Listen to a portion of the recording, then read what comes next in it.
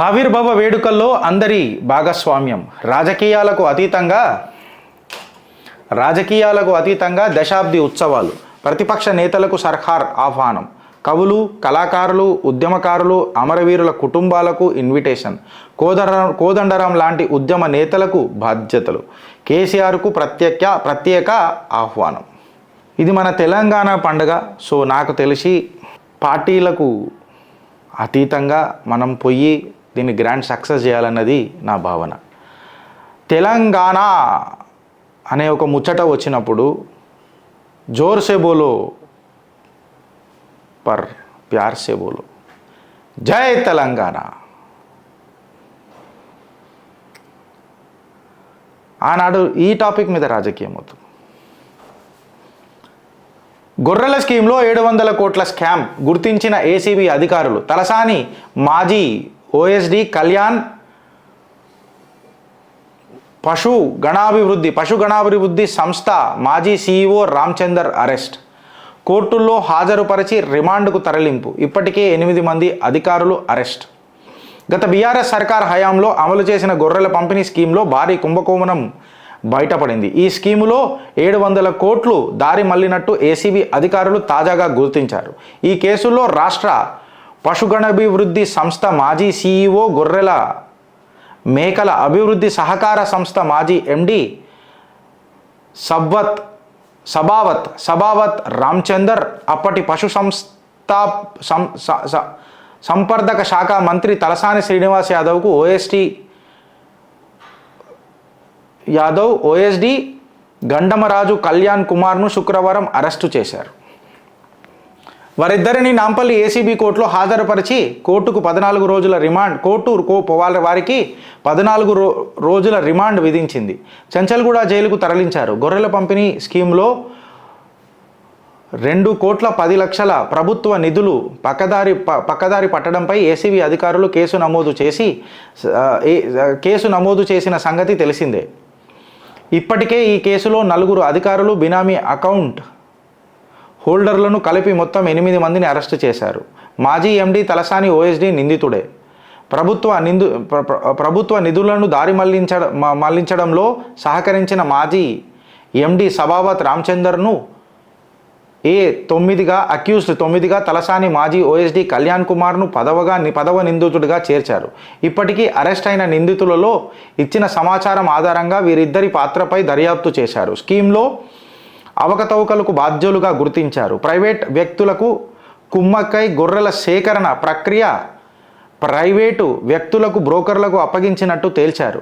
గొర్రెల కొనుగోలు పేరిట ప్రభుత్వ సొమ్ము ప్రైవేటు వ్యక్తులకు చేరేలా చేశారని ఏసీబీ అధికారులు తమ దర్యాప్తులో గుర్తించారు. ఆంధ్రప్రదేశ్ రైతులకు ఇవ్వాల్సిన నిధులు కాంట్రాక్టర్ ఖాతాల్లోకి దారి మళ్లించినట్లు ఆధారాలు సేకరించారు. అరెస్ట్ అయింది వీళ్ళే.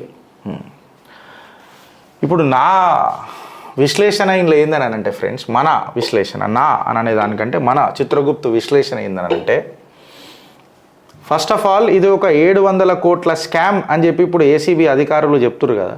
ఎదురాది ఇప్పుడు ఇది 700 కోట్ల స్కామ్ అని అంటారు కాబట్టి నాకు తెలిసి సువోమోటోగా ఇది దర్యాప్తు సంస్థలు, కేంద్ర బలగాలు, ఏజెన్సీలు కూడా దిగాల. ED especially దిగాల. మళ్ళీ ఇలా మనీ లాండరింగ్ అయిందా లేదా అన్నది భగవంతుడు ఎరుకు, సాక్ష్యాలకు ఎరుకు. కాకపోతే ఇక్కడ గుర్తుపెట్టుకోవాల్సింది ఏంటనంటే, మంత్రి సేఫ్ ఉన్నాడు. మంత్రి పేరు ఎక్కడ కూడా ఫైల్ కాలే. A1 నుంచి A10 దాకా కూడా మంత్రి పేరు తలసాని శ్రీనివాస్ యాదవ్ది అయితే లేదు. ఇప్పటిదాకా అరెస్ట్ అవుతున్నారు ఎవరు అని అంటే కేవలం అధికారులు. ఇప్పుడు ఓఎస్డీని పక్కకు పెట్టి తలసాని శ్రీనివాస్ యాదవ్ పక్కకు జరుగుతాడు. తర్వాత బీజేపీలకో ఇటు కాంగ్రెస్లకో దుంకుతాడు. ఇది మాత్రం పక్కా. దుంకి కేసీఆర్ మీద దుమ్మెత్తి పోస్తాడు. వెనకటికి చంద్రబాబు మీద పోసిండు, ఇప్పుడు కేసీఆర్ మీద దుమ్మెత్తి పోస్తాడు. మనం పోయి బోనాలకు డ్యాన్స్ ఆడదాం. తలసాని శ్రీనివాస్ అన్న జై అని చెప్పి మాట్లాడదాం. కాంగ్రెస్ ప్రభుత్వాన్ని అడుగుతున్నా, రేవంత్ రెడ్డి సర్కార్ని అడుగుతున్నా, పెద్ద నీతి వాక్యాలు పలుకుతారు కదా, కేవలం అధికారులే దొరుకుతుర్రా? మంత్రుల ప్రావీణ్యం లేకుండానే ఇదంతా జరిగిందంటారా? మంత్రుల ఆదేశాల మేరకే వీళ్ళు సంతకాలు పెట్టుంటారు కదా. They are playing a very soft target, friends. లంకెబిందెల ఆట లక్షణంగా షురువు చేసిండు రేవంత్ రెడ్డి సర్కార్. మహారాష్ట్ర తరహాలో రుణమాఫీ పరిశీలిస్తున్న రాష్ట్ర ప్రభుత్వం. అధ్యయనానికి వెళ్ళిన అగ్రికల్చర్ ఫైనాన్స్ ఆఫీసర్లు. త్వరలో రాష్ట్ర సర్కారుకు ఆఫీసర్లు రిపోర్ట్. పూర్తి అధ్యయనం తర్వాతే గైడ్ లైన్స్ ఖరారు. 2019లో 2 లక్షల క్రాప్ లోన్లు మాఫీ చేసిన మహారాష్ట్ర తరహాలో అని అన్నప్పుడు మీకు ఒక కీలకమైన ఘట్టం ఉన్నది ఫ్రెండ్స్. ఇలా కీలకమైన ఘట్టం. నిన్న ఒక రైతన్న నాకు ఫోన్ చేసిండు కామారెడ్డికేని నాకు ఒక రైతన్న ఫోన్ చేసిండు.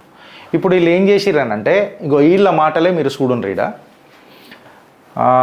సమగ్ర అధ్యయనం తర్వాత గైడ్ లైన్స్. రాష్ట్రంలో తాము అధికారంలోకి వస్తే 2 లక్షల లోపు పంట రుణాల మాఫీ చేస్తామని అసెంబ్లీ ఎన్నికల టైంలో కాంగ్రెస్ హామీ ఇచ్చింది.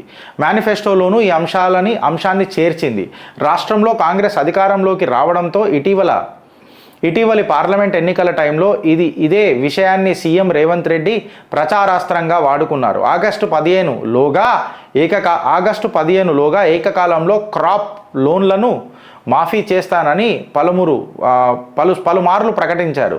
కాంగ్రెస్ సర్కార్ రుణమాఫీ చేస్తే తన పదవికి రాజీనామా చేస్తానని సిద్దిపేట ఎమ్మెల్యే హరీష్ రావు సవాల్ విసిరారు. రాజీనామా మడతపెట్టి మాతో రెడీగా ఉండాలని సీఎం రేవంత్ రెడ్డి సవాల్ విసరడంతో ఆ అంశం రాజకీయాలను హీటెక్కించింది.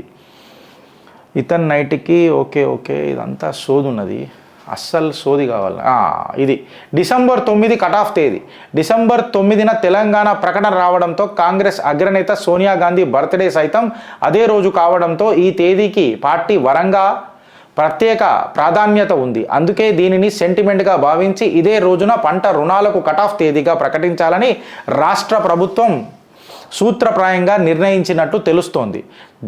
2023 డిసెంబర్ 29 నాటికి రైతులకు ఉన్న క్రాప్ లోన్ల మాఫీ చేయాలని సర్కార్ భావిస్తోంది. ముందుగా కటాఫ్ తేదీతో పాటు పంట రుణాలు మాఫీకి నివేదనల సర్కార్ ప్రకటించింది. ఈడ బోర్డు తీసుకోవాలి మనం ఖచ్చితంగా. కట్ ఆఫ్ డేట్ వచ్చేసి 9th డిసెంబర్ 2023. ఇది జాగ్రత్తగా చూడరు. Sonia Gandhi birthday etcetera. Loan waiver ఎప్పుడు అంటున్నారు వీళ్ళు? 2 లక్షల రూపాయల తక్కువ ఉన్న రైతులకు లోన్ వేవర్ ఇస్తానంటున్నారు. Cut off date December 9th 2023. ఇప్పుడు మేనిఫెస్టోలో పెట్టేటప్పుడు మహారాష్ట్ర తరహాలో దీన్ని అధ్యయనం చేసి పెడతా అని చెప్పి ఎవడు చెప్పలే. మహారాష్ట్ర ముచ్చటనే తీయలే. ఇవాళ సడన్గా మహారాష్ట్ర పేరు తీసుకొని వచ్చారు. సెకండ్, ఇప్పుడు ఏందనంటే కీలకమైన అంశం ఏందనంటే రైతన్నలకు బ్యాంకర్లు ఒత్తిడి తీసుకొని వస్తారు. ఇది రేవంత్ రెడ్డి సర్కారే చేయిస్తాడు. మహా హుషార్ ఈ సర్కార్. బ్యాంకర్లు ఒత్తిడి ఏమని చేసుకొస్తున్నారు అంటే మీ పరిమితి అయిపోయింది, ఇమ్మీడియట్గా మీరు కొత్తది రెన్యూ చేయాలి, మీది లోన్ది మీరు కొత్త సంతకాలు పెట్టుర్రు అంటే రైతన్నలకు హెచ్చరిస్తున్నా, సంతకాలు పెట్టకుర్రి. ఇప్పుడు ఏమవుతుంది, రెన్యూ చేసేటప్పుడు కొత్త లోన్ ఇచ్చినట్టు ఇచ్చి డేట్ మారుతుంది. డేట్ మారి ఇది మోర్ దెన్ 9th డిసెంబర్ అయిపోయింది అనుకోండి. ఈ 9th డిసెంబర్కి ఇట్లా దాటి మీరు డేట్ మీద సంతకం పెడితే మీకు వచ్చే లోన్ వేవర్ అవుతుందో అది మీకు రాదు. ఇది పెద్ద ఖేలాడుతున్నాడు రేవంత్ రెడ్డి. జబర్దస్త్ ఏమంటారు, కిలాడి ఎవరు అని అంటే మన అనుముల రేవంత్ అన్న. కామారెడ్డి నాకు ఒక రైతు ఫోన్ చేసిండు నిన్న, బిడ్డ నువ్వేమన్నా చేయగలుగుతావా? నేనన్నా బ్యాంకర్లకైతే మీ అకౌంట్ సీజ్ చేసే అధికారం అయితే ఖచ్చితంగా ఉంటుంది, కట్టకపోతే ఇది according to the bank guide lines. అది డీటెయిల్గా పోవాలి. నేను అసలు అది ఏందో తెలియదు పెద్ద ఆయన. చదువంది చేయండి, నేనేం మాట ఇయ్యలేను. ప్రస్తుతానికైతే మీరు ఏ సంతకాలు అయితే నన్ను పెట్టకుర్రి, మళ్ళీ బ్యాంకర్లు ఏం మాట్లాడుతారో నాకు తెలియదు, ఆ లీగల్ కంప్లైంట్స్ ఏందో నాకు తెలియదు. సో ఇప్పుడు ఏం చేస్తాడు రేవంత్ రెడ్డి అంటే బ్యాంకర్ల మీదకి ఒత్తిడి తీసుకొచ్చి సడన్గా ఆ డేట్లు మార్పిస్తాడు. 9th డిసెంబర్ లోపు కాబట్టి రుణమాఫీ చేస్తా. రైతు రుణమాఫీ 9th డిసెంబర్ దాటి ఎవరైతే సంతకాలు పెడతారు కదా అది వర్తించదు. ఇక రైతన్న జర అప్రమత్తంగా ఉండు. ఈ మాట నేను ఎందుకు మాట్లాడాల్సి వస్తుందని అంటే శిల్క పలుకులు వలికినట్టు ఒక జియో పాస్ చేసింది గవర్నమెంట్. ఇప్పుడు స్కూల్ ఫీజులు కట్టి పడేస్తాము, బుక్కులు కొనేసుకుంటాము, యూనిఫామ్లు కొనేసుకుంటాము, అన్నీ కొనేసుకుంటాము. ఈ ఫీజులు ఏవైతే ఉన్నాయో దీన్ని మించి మనం చేయొద్దు వ్యాపారం అని చెప్పి ఇప్పుడు జియో రిలీజ్ చేసిండు. మళ్ళీ నీకు తెలియదా రేవంత్ అన్న? తల్లిదండ్రులందరూ మార్చి ఫిబ్రవరిలోనే కొనేసి పెట్టేసుకుంటారు మొత్తం అని, ఏప్రిల్ లోపలనే కొనేసుకుంటారనండి.